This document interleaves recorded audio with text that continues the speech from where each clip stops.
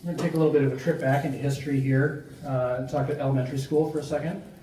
It was quite a trip. I remember a time in 5th grade where I was staring down at my 3rd spelling test in a row that had a 100% wrong answers. I decided, you know what, I've had enough of this. So I stood up, went to the front of the classroom, said in a voice loud enough for all of the other students to hear, spelling tests are stupid and we shouldn't have to do these anymore. And I thought, you know, for the fun of it, why don't I dig the hole a little deeper and make the statement that it's not very creative to spell a word one way. Now, my teacher actually decided to give me a way out of all this mess. She said, you know, Mr. Howitson, if you spell the word principal, I won't send you to his office. P, starts with P, right? All right, fine, call him, tell him I'm coming. You know, sadly, I got older and it didn't get any better. I didn't get any smarter at this. In high school, I thought, you know what? I think I should write for the school newspaper. Never mind the fact that I can't, you know, spell my name most of the time. What I can only imagine was a huge miscommunication on my teacher's part. I was accepted into the journalism class. Great. I wrote my first article, came out 2 pages, double-spaced. Now, the double spacing was a requirement. Seemed a little odd to me, but the editor said they wanted room to comment. Probably should have been a red flag. Wasn't. A couple days later, I get my first article back, and there was more red ink on my article than there was black ink of my story. I guess they took the commenting to heart. Well, why are we talking about this? Well, today, I'm actually safe for my inability to spell. Every place that I write words, be it my email or a word processor or something like that, has this really helpful little red squiggly underline that tells me, yeah, by the way, you didn't spell that right. And in most cases, here's how you fix it. Usually you can figure it out. We can take that a step further, and there's things like Grammarly. I'm sure most of you are familiar with that. Grammarly will now helpfully understand the intent of my communication, right? So Grammarly says things like, hey, that email seems really angry. Are you sure you want to send it to your boss? Probably not. It made me think, though, you know, what are your red underlines? What are the things in this world that help you be a better you, right? Maybe you can't be bothered with taking the time to respond to, I don't know, your mom when she emails you or texts you. Well, most of our devices really helpfully suggest responses, right? I've got a one-touch, yeah, mom, I gotcha. Maybe you're a good millennial and you hate talking on the phone, right? Google has come up with a tool, they call it Duplex, that I'm guessing in 6 months is going to be able to schedule haircuts, get concert tickets, movie reservations, anything like that. Maybe you're like me and you kind of hate asking for directions. You think you'll get there on your own at some point. Well, there's things like Google Maps that'll give us turn-by-turn directions. They'll even pay attention to, you know, where's traffic and where are the police sitting. It turns out actually that as of today, about 80% of the tools that we use day to day on our smartphones or computers or things like that incorporate some form of machine learning and AI. That's a pretty big percentage of things. Well, that made me wonder a little bit, what is the actual perception around the world of AI and computers, and their role in our future? So I've got a little bit of a help me out here. I'm wondering if we can start to fill in this blank. Now I know, obviously there's nobody sitting here in the front, we're good Minnesotans. I get that this is kind of hard, but just call out things. How would you fill in that blank? In 50 years, AI will...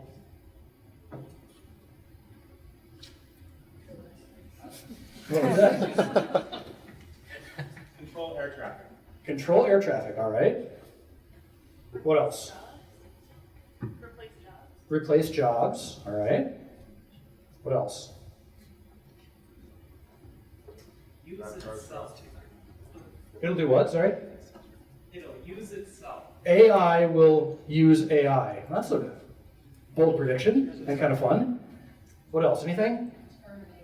Terminator. You know, it's funny that we go there. I am, part of my job is doing UX research. And I work with Google and our ML team frequently. We were talking a lot about what are these kind of experiences with AI or these expectations. So I have kind of two goals this afternoon. The first one is to kind of inform you of what my findings are around AI and how we think about that. And then the second one is actually to show you a few things that AI is doing today to inspire you and hopefully give you some ideas for what you could build with these tools. Okay? So first, a little research. Numbers, obviously numbers. There's been quite a bit of research, as you can imagine, into how the population thinks about something like AI. Now, 70% of people believe that AI is going to infringe their privacy. And there's cameras everywhere, AI knows where I've been, worrying.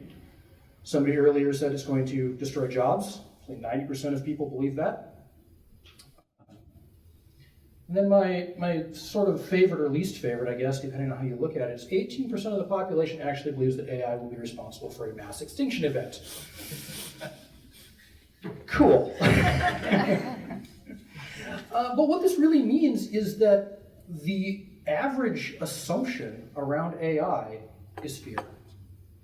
And that should bother us a little bit, partially because there's a lot of research that shows the more technically savvy you are, the less likely you are to believe that AI is going to be responsible for removing your job.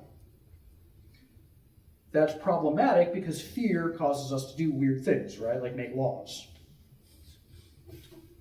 How many of you think of your legislators as extremely technically savvy people? I'll leave you with that one for a second. Where does this fear come from, though? I blame sci-fi. And the reason that I blame sci-fi is that it's so easy to find examples of robots in sci-fi that want to, well, throw you out of the airlock, assume your life, protect you from destroying the planet and other humanity. Am I getting closer? Am I missing any? I mean, sci-fi is full of this stuff. And it's usually portraying robots as bad. Now, if we step to like what's going on now, we realize that sci-fi is so capable that it's easy to start believing what sci-fi has told us. And when I say sci-fi is, or AI is capable, I don't think I could win Jeopardy. Watson did in 2011. It beat Jeopardy champions. Better yet, I'm a designer. The fact that AI and machine learning algorithms can create logos, some of those I would consider better than what I would create.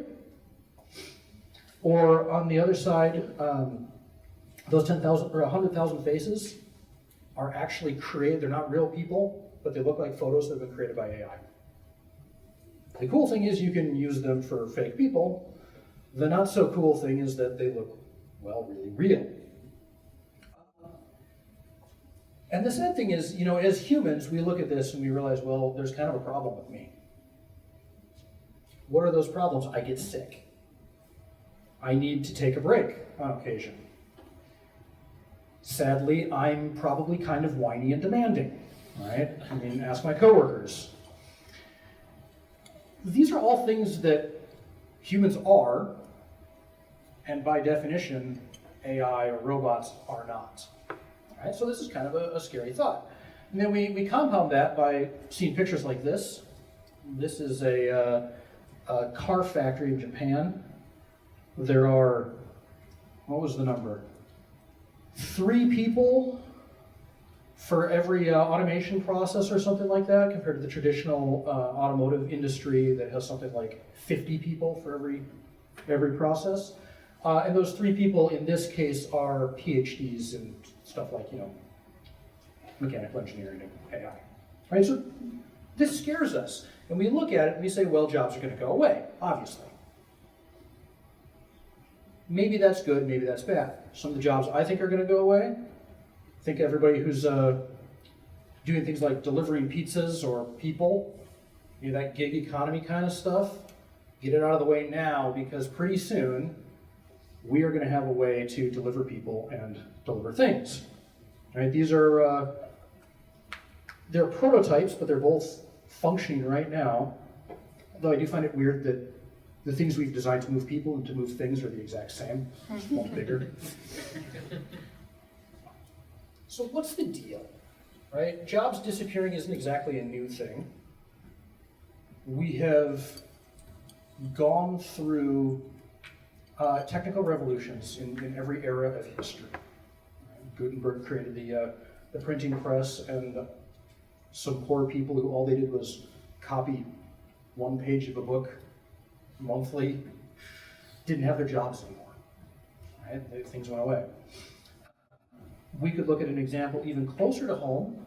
In the 1950s, there were 97,000 licensed elevator operators in the United States.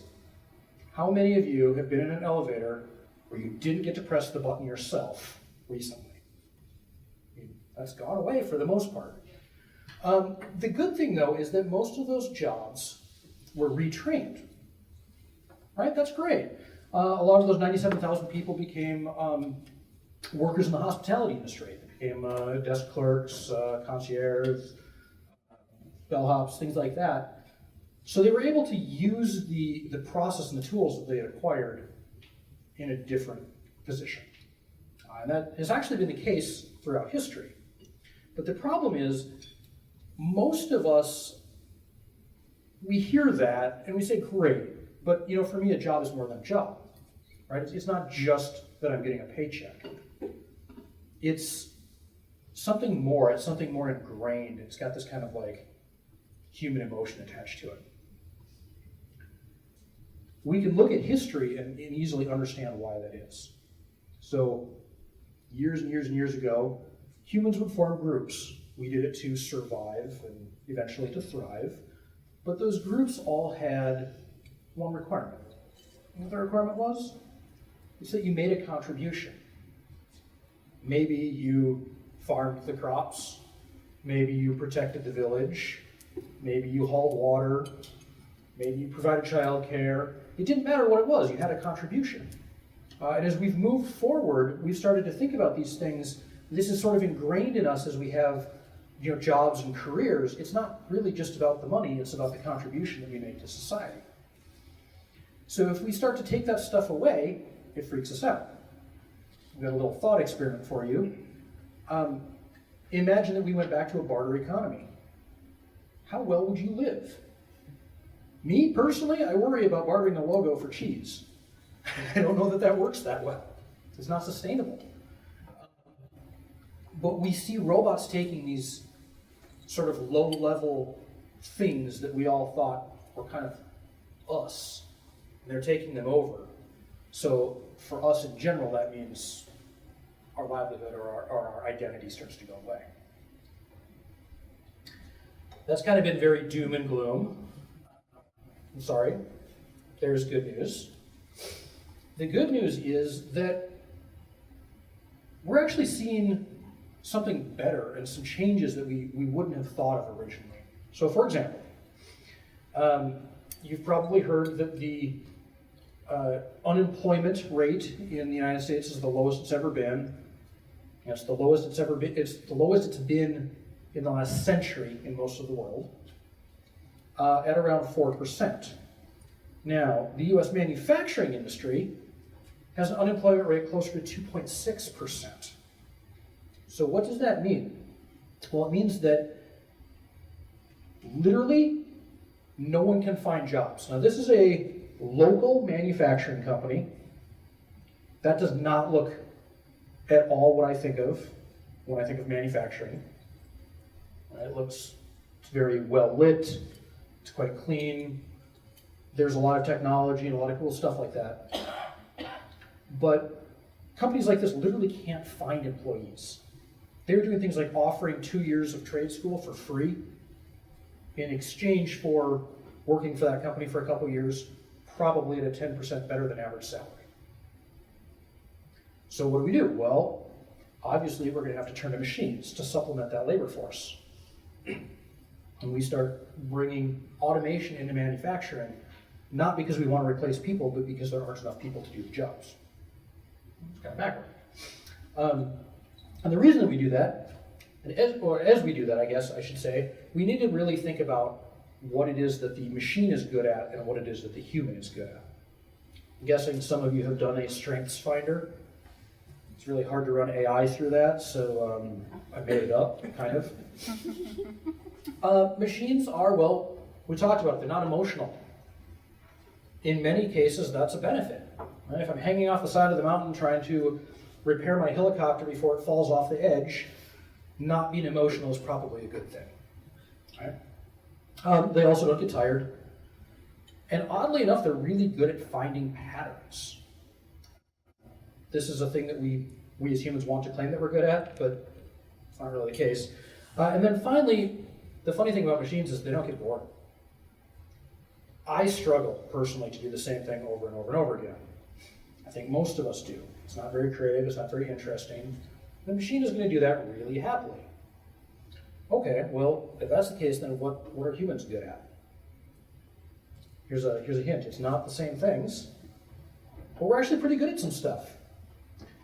Being creative. I would define that by coming up with solutions that are unexpected or outside of the easy path. Humans are actually really good at that.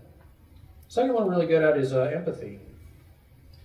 It's really hard for the machine to think about how you might feel as a human when the machine doesn't really experience emotions. Go figure. Third, we're really good at identifying edge cases and seeing differences. There's been some kind of fun conversation about how the one kind of normal or the one expected thing about humans is that we're unexpected. That's the kind of the one thing you can count on is that I'll always do something weird that you don't expect. Well, what that means is that humans are really good at things like QA testing. I work with a couple QA testers who do completely random things. My response is, no one would ever do that. And then they show me somebody who did. All right? So I have to start figuring out these edge cases. I have to start building against that. These are things that the computer's not great at simulating. As I was doing my research for this, I've got a huge healthcare background. I ran across this cartoon that I really think sums up, well, probably why we're not going to have a robot doctor anytime soon. The gist of the story is they're asking how the robot's doing, and they give the example of the expecting mother who asks the robot, how's the little bundle of joy coming along? And the robot responds, an internal error has occurred. Ouch. I'll let you figure out what that means. Well, how do we get around that? My thought process is that instead of creating systems that make decisions, that replace me, what we should do instead is we should create guardrails to keep me safe and to make me a better human. And there's some interesting ways we can do that. First of all, we can use AI to keep me safe, right? To actually say, you look like you're falling asleep, maybe you should pull over your car, or don't touch that thing, I know what it is, it will hurt. Whatever that may be. We can let the machines make us more accurate. So I get tired, and when I get tired, I stop paying as much attention to things, or I generate muscle memory, and I do the same thing over and over and over again until something's different, but I don't notice. All right, the machine can kind of catch those things and help us out. Additionally, they can improve job satisfaction. Remember how I said I hate doing boring things? Well, turns out the robot doesn't hate doing boring things, so that frees us all up to do things that we want to do. How about this one? This one might be a little bit unexpected. It can increase our reputation. What do I mean by that? Well, every time I don't make a mistake, or every time I don't forget to do something, I look like a better human to those around me. Right? Well, a robot can help me do that. Yeah, I can kind of take over those jobs. And then finally, the obvious one is that it makes us more efficient. This is something that I think most of us desire, whether or not we're willing to put in the effort to make it happen. All right, so that was a pretty crazy deep dive into the psychology of robots.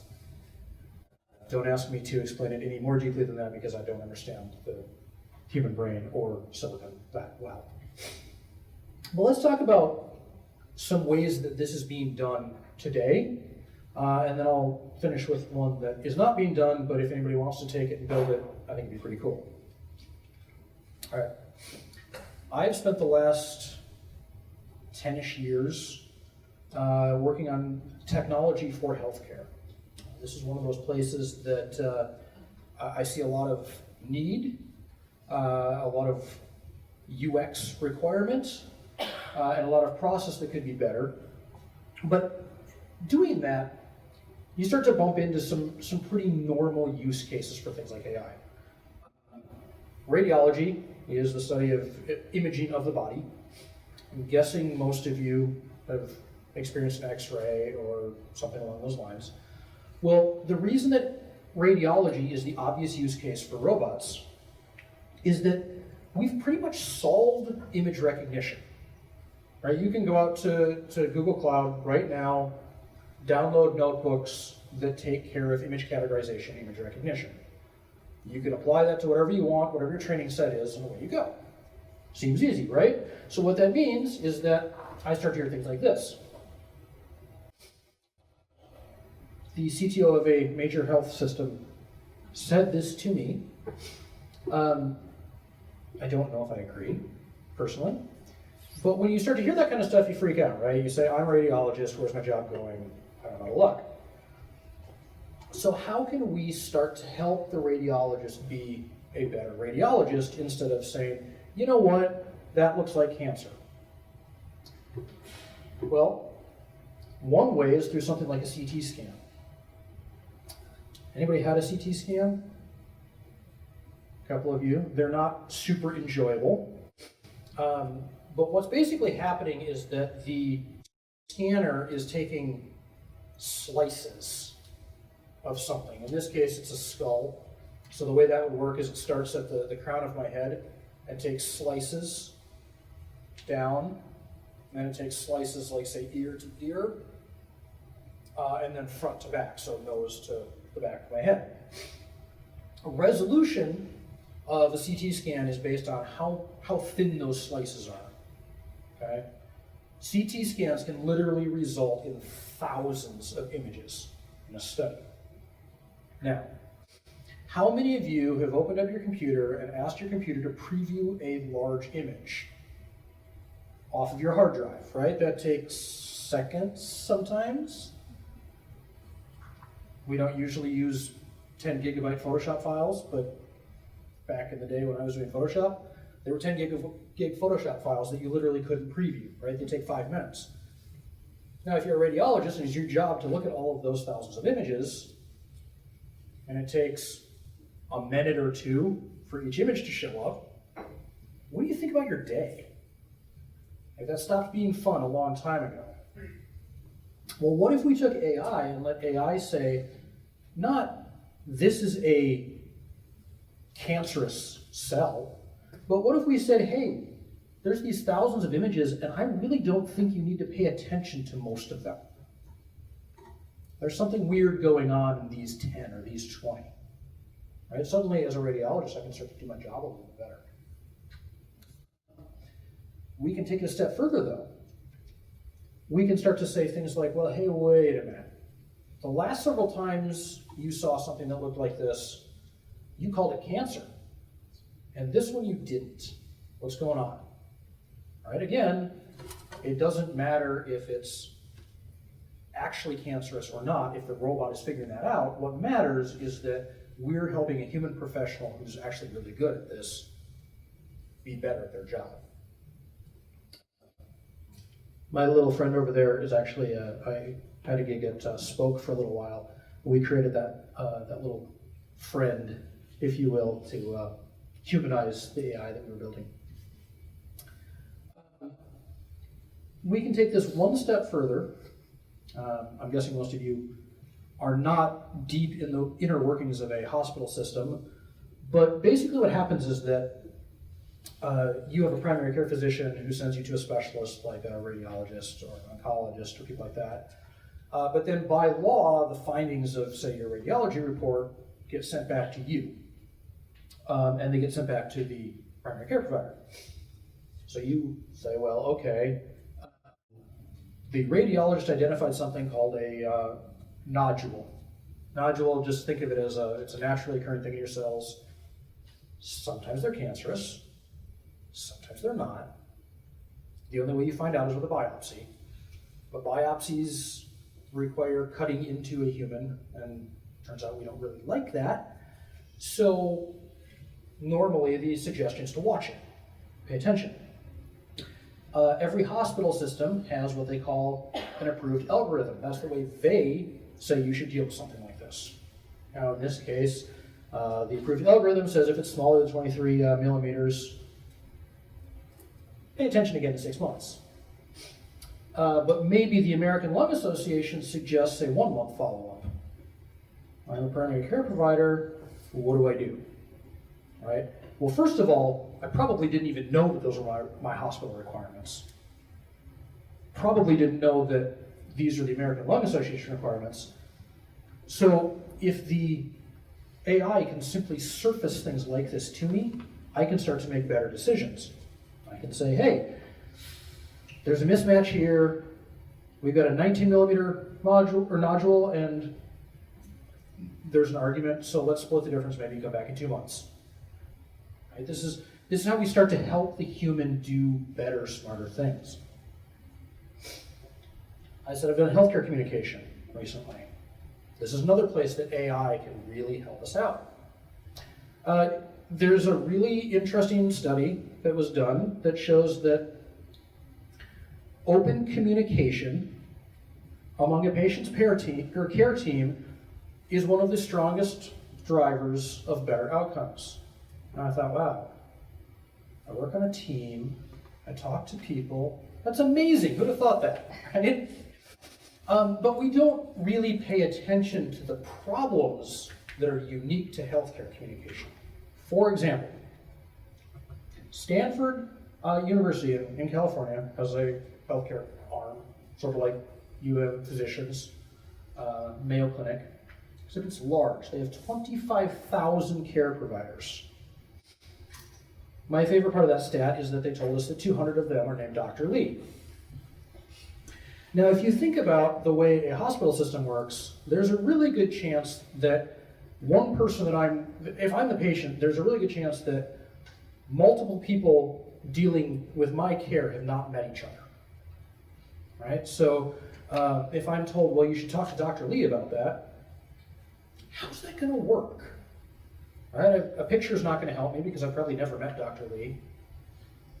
So what can we do? How can we help people communicate better? Well, AI can start to do some fun stuff. It can start to say, well, let's weed out the Dr. Lees that have never had any interaction with this patient. We can do that by looking at the billing history. We could say, well, how about we weed out the Dr. Lees that aren't in a complementary role? Maybe I'm a oncologist, maybe I'm a radiologist, and I hope that the Dr. Lee I'm talking to is an oncologist, because I partner with an oncologist pretty frequently. Well, we can start to weed those out. And then we can get even better. We can say, well, I actually know, based on the schedule, where people are. You know?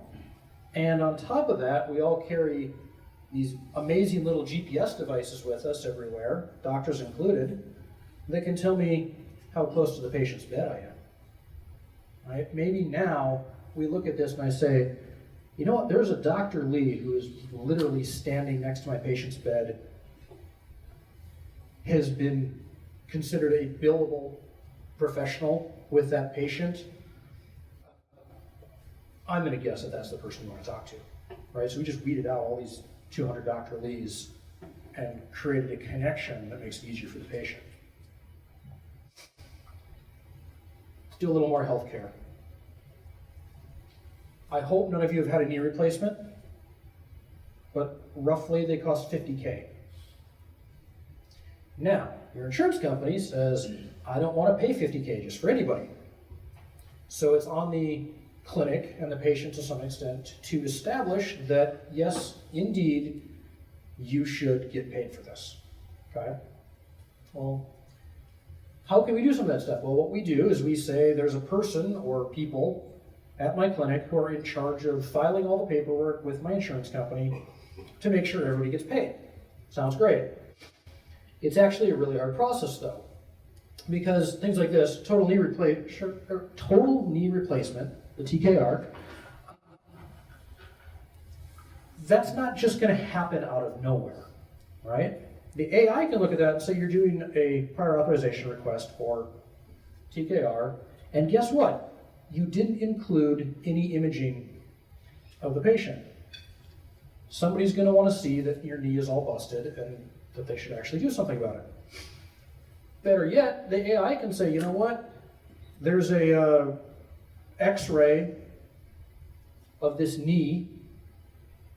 I found it was about a month ago. Maybe that's the interesting one, right? Because you probably want something recent and useful. You can also say, well, you know, at the same time, turns out I was in a car accident and there's some imaging of my hand, maybe my back, or whatever else. Well, I know what a knee looks like, and I know what a hand looks like, and I know what my back looks like. So let's just say I don't even care about those, and I'm going to offer up the right image that makes this process so much easier. All right, it's kind of cool. And then this is the one that I really wish existed.